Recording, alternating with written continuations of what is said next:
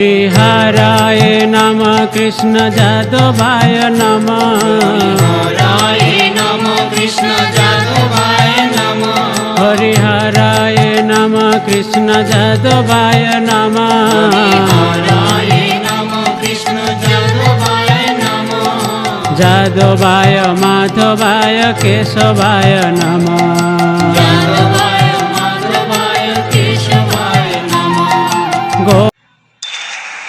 হরে কৃষ্ণ, রাধা রাধা। নমস্কার। আজ আমি শ্রীমদ্ ভগবদ গীতার দশম অধ্যায় বিভূতি যোগের 12 এবং 13 নম্বর শ্লোক আপনাদের পড়ে শোনাবো। এই 12 এবং 13 নম্বর শ্লোকের মূল বিষয় হচ্ছে এতক্ষণ পর্যন্ত অর্জুনকে শ্রীকৃষ্ণ তো খালি অর্জুনকে বকা করছিলেন, তো অর্জুন এবার জানতে পারলেন যে ভগবান শ্রীকৃষ্ণ হচ্ছেন পরম পুরুষোত্তম ভগবান, তার তুল্য কেউ নাই। তাই তিনি এই অধ্যায়ে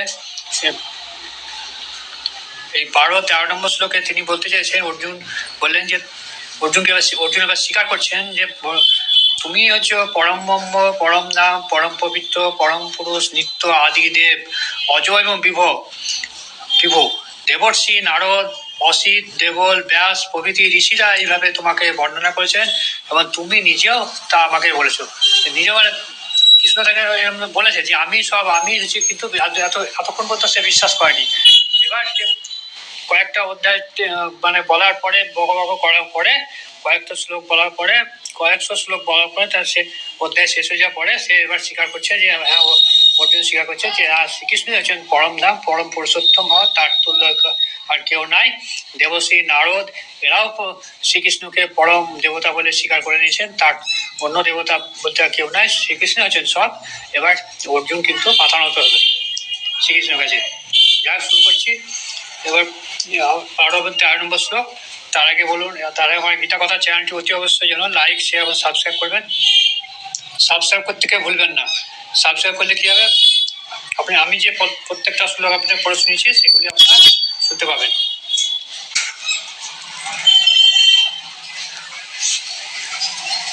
শুরু করছি 12 এবং 13 নম্বর শ্লোক, বিভূতি যোগ দশম অধ্যায়ে।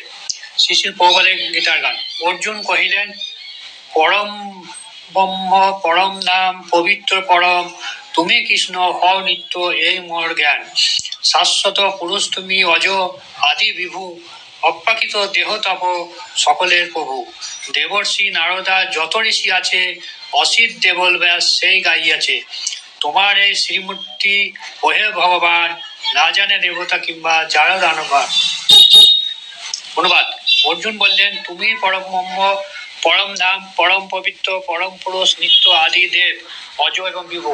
দেবর্ষি, নারদ, অসিত, দেবল, ব্যাস প্রভৃতি ঋষিরা সেইভাবে তোমাকে বর্ণনা করেছেন এবং তুমি নিজেও তা আমাকে বলছো। তাৎপর্যতে বিশ্লেষণ।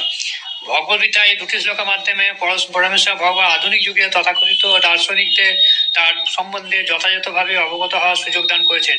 কারণ এখানে স্পষ্টভাবে বলা হয়েছে যে পরম তত্ত্ব হল পরমাত্মা জীবাত্মা থেকে ভিন্ন।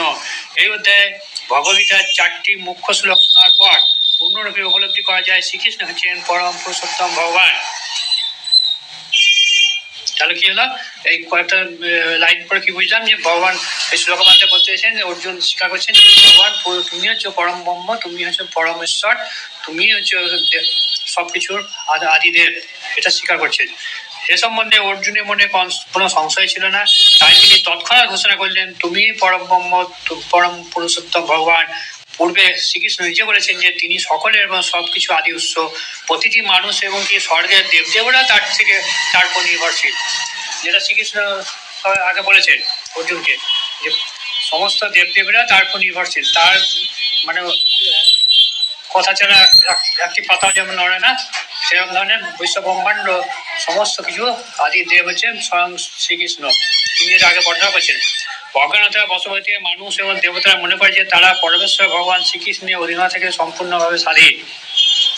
ভক্তি যোগ সাধন করার ফলে এই অজ্ঞানতা অন্ধকার সম্পূর্ণভাবে বিলোপিত হয়, সে কথা পূর্ববর্তী শ্লোকে ভগবান নিচে ব্যাখ্যা করছে। এখন ভগবানের কৃপা অর্জুন শ্রীকৃষ্ণকে পরম তত্ত্ব বলে স্বীকার করছেন, সে কথা বেদেও স্বীকার করা হয়েছে। তাহলে এবার কি হলো, অর্জুনও স্বীকার করছে যে শ্রীকৃষ্ণ হচ্ছে পরম তত্ত্ব। হ্যাঁ, এটা বেদেও স্বীকার করা হয়েছে। এমন নয় যে শ্রীকৃষ্ণ অর্জুনের অন্তরঙ্গ বন্ধু বলে অর্জুন তাকে পরম দত্ত ইত্যাদি বলে তোষামত করছেন। শ্রীকৃষ্ণ হচ্ছে মানে বন্ধু এবং নিকটাত্মীয়, কিন্তু তাই বলে তাকে যে একটু মানে আপে তোলার লেগে করছে না, তাকে তাকে যে মানে বড় করার জন্য সে তাকে বলছে না যে তুমি পরম ব্রহ্ম, তুমি সব, তুমি ছাড়া কেউ গতি না, এটাও কিন্তু বলছে না সে। এই শ্লোকটি অর্জুন যা বলেছেন তা সবই বৈদিক শাস্ত্র সম্মত, মানে অর্জুন যেটা বলছে বৈদিক শাস্ত্র। বেদে বলা হয়েছে ভক্তির মাধ্যমে কেউ ভগবানকে উপলব্ধি করা যায়, এছাড়া কোনোভাবে তাকে জানতে পারা সম্ভব না। এখানে অর্জুন যা বলেছেন তা প্রতিটি বেদের নির্দেশনায় অনুসারে অক্ষরে অক্ষরে সত্য। কেন উপনিষদে বলা হয়েছে যে পরম ব্রহ্ম হচ্ছে সবকিছু আশ্রয়, শ্রীকৃষ্ণ এখানে বর্ণনা করেছেন তিনি হচ্ছেন সবকিছু পরম আশ্রয়। মুন্ডক উপনিষদে প্রতিপন্ন করা হয়েছে যে পরমেশ্বর যিনি সবকিছু আশ্রয়, নিরন্তর তার চিন্তা করার মাধ্যমে কেবল তাকে উপলব্ধি করা যায়। শ্রীকৃষ্ণ সম্বন্ধে নিরন্তর চিন্তাকে বলা হয় স্বর্ণাম বা ভক্তিযোগ সাধনের একটি প্রণালী। কৃষ্ণ ভক্তি ফলে কেবল আমরা আমাদের স্বরূপ সম্বন্ধে অবগত হয়ে এই জড়বন্ধন থেকে মুক্ত হতে পারি।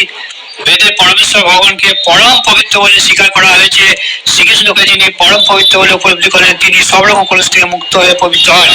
তাহলে কি হলো, যে শ্রীকৃষ্ণকে পরম মানে পবিত্র বলে উপলব্ধি করবে সে কিন্তু সমস্ত কলুষ থেকে মুক্ত হতে পারবে। পরমেশ্বর ভগবানের চরণে আত্মসমর্পণ না করলে কলুষ মুক্ত হয় না। এটা এই লাইনটা খুব গুরুত্বপূর্ণ। পরমেশ্বর ভগবানের কাছে কিন্তু আত্মসমর্পণ করতে হবে, যে তুমি সব, তুমি ছাড়া কোনো গতি নেই, এটা কিন্তু পরমেশ্বর ভগবানকে বলতে হবে। তার চরণে আত্মসমর্পণ তাকে স্বীকারও করতে হবে। এই সত্য সমস্ত মুনি শিষ্যরা স্বীকার করেছেন, তাদের মধ্যে নারদ মুনি আছে আমার শ্রেষ্ঠ।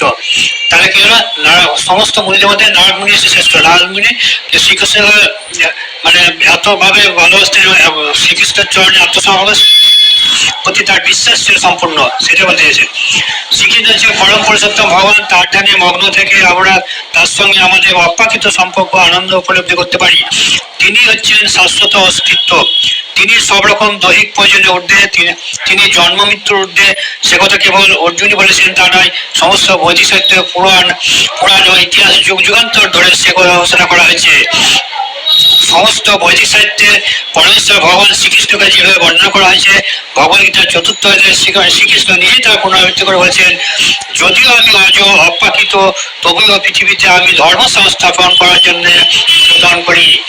তার চতুর্থ অধ্যায়ে তিনি বলেছেন কি, যখন ধর্মের মানে বিনাশ ঘটবে তখন আমি বারবার পৃথিবীতে অবতীর্ণ হব, মনুষ্যরূপে জন্মগ্রহণ করে তাকে ধর্ম সংস্থান, ধর্ম থেকে উদ্ধার করার জন্য আমি আবার পুনরায় জন্মগ্রহণ করবো। এই চতুর্থ অধ্যায়ে তিনি বলছেন তিনি পরমেশ্বর, তিনি করুণাতীত, যেহেতু তিনি হচ্ছে সর্বকারণের কারণ, তার থেকে সবকিছু প্রকাশ হয়ে ভগবানের কৃপার প্রভাবে কেবল এই দিব্য জ্ঞান লাভ করা যায়। ভগবানের কৃপার প্রভাবে কেবল অর্জুন তার এই উপলব্ধি কথা বর্ণনা করতে সক্ষম হয়েছেন। আমরা যদি ভগবদ্গীতাতে যথাযথ উপলব্ধি করতে চাই তাহলে এই শ্লোক দুটিতে ভগবান সম্বন্ধে যে বলা যায় তা সম্পূর্ণভাবে মেনে নিতে হবে। একে বলা হয় পরম্পরা সূত্র বা গুরু শিষ্য পরস্পরের তত্ত্ব, পরম তত্ত্ব জ্ঞান লাভ করা। পরম্পরা অনুসারে প্রাপ্ত না হলে ভগবদ্গীতায় যথাযথ জ্ঞান লাভ করা যায় না। মানে গুরু না ধরলেও কিন্তু ওসব ইয়ে করা যায় না, ভগবানের কাছে আশ্রয় নেওয়া যায় না। কিন্তু কেউ নিজে থেকে করতে পারে, নিজে তাকে সম্পূর্ণ বিশ্বাস এবং সমর্পণ করতে হবে, তবে সে ভগবানের কাছে শরণাগত হতে পারবে। কেতাবী বিদ্যার দ্বারা ভগবত গীতার জ্ঞান লাভ কখনোই সম্ভব নয়। কেতাবী বিদ্যা মানে মানে মানে ঘরকে বাহাদুরি দেখা যাকে, যে ভগবান আছে আমাকে, যে ভগবান আমি সব, আমি নিজে, মানে এরকম ধরনের যারা কেতাবী বিদ্যা দেখায় তারা কিন্তু কখনো ভগবানকে লাভ করতে পারে। বৈদিক শাস্ত্রে অজস্র প্রমাণ থাকা সত্ত্বেও দুর্ভাগ্যবশত আধুনিক যুগের তথাগত পণ্ডিত তাদের কেতাবী বিদ্যার অহংকারে মত্ত হয়ে উহা তুমি করে বলে যে শ্রীকৃষ্ণ একজন সাধারণ বলে। তাহলে সাধারণ শ্রীকৃষ্ণ কে বলে? যারা মানে মূর্খ ধরনের ব্যক্তি, যারা মানে নিজেকে জাহির করে যে আমি হচ্ছে ভগবান শ্রীকৃষ্ণ, আমি সব, আমি ভগবান, আমার কাছে ভগবান শ্রীকৃষ্ণ আছে, এইসব কেতাবী বিদ্যা যারা দেখায় তারা কিন্তু এক ধরনের মূর্খতাই হয়েছে ভগবান শ্রীকৃষ্ণ। কিন্তু সে এই পাণ্ডিত্য থাকা ঠিক না, কিন্তু তারা হচ্ছে এক ধরনের মূর্খ। এই কারণে হচ্ছে তারা কিন্তু ভগবানকে তারা সাধারণ মানুষ বলে মনে করে। কিছু পণ্ডিত লোকেরা সাধারণ বলে মনে করে, কিন্তু শ্রীকৃষ্ণ সাধারণ মানুষ নয়, তিনি হচ্ছে জন্মগ্রহণ